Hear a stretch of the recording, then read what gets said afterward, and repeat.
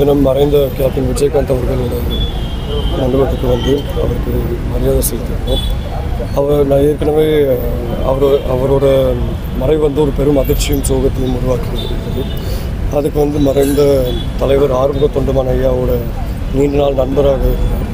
மறைந்த தலைவர் ஆறுமுக தொண்டமான் ஐயா எப்போவுமே எங்ககிட்ட சொல்லுவார், விஜயகாந்த் அவர்களை வந்து யாராச்சும் கஷ்டத்தோடு வந்தால் இஷ்டப்பட்டு உதவி செய்வார். அந்த மாதிரி ஒரு மனசுள்ள தலைவர். அதே மாதிரி இந்த இழப்பு ஒரு பேரிழப்பாக பயன்படுத்தும்.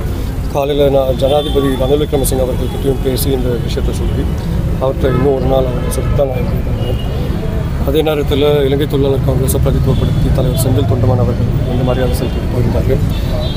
இந்த கட்சி சார்பாகவும் மலையக மக்கள், இலங்கை வாழ் மலையக மக்கள் சார்பாகவும் எங்களோட ஆழ்ந்த அவர்களுடைய குடும்பத்தினர், கட்சி தொண்டர்கள் மற்றும் தமிழக மக்களுக்கு நாங்கள் விஜயகாந்த் சாருக்கும் அந்த இலங்கைக்கும் முடியான நட்புறவு எந்த வகையில் அது வந்து நான் சொல்லி தான் எல்லாருக்கும் தெரியணும்னு அவசியம். அவர் இலங்கை தமிழர்களுக்காண்டி எந்த அளவுக்கு குரல் கொடுத்துருக்காரு, திரையுலகத்தை எந்த அளவுக்கு ஒன்றிணைத்து இந்த இலங்கை தமிழர்களுக்காண்டி பேசியிருக்காருன்னு எல்லாருக்கும் தெரிஞ்ச விஷயம்.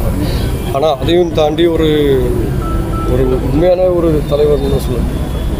ஏன்னா அந்த ஒரு கொள்கையை கடைப்பிடிக்கும் போது அதை முழு மனசோட கடைப்பிடித்து கடைசி வரைக்கும் அதுக்கு நிற்கிற ஒரு தலைவர் தான் விஜயகாந்த்.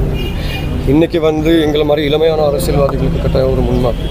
கட்டாயம் அவரோட இழப்பு அனைவரையும் பாதிச்சிருக்கு. இன்றைக்கி வரைக்கும் மக்கள் இன்னும் வந்துகிட்டே இருக்காங்க எல்லாருக்கும்.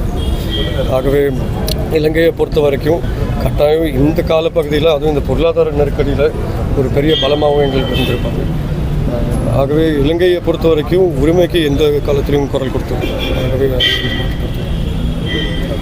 ஆகவே ஒரே ஒரு இங்கிலீஷ்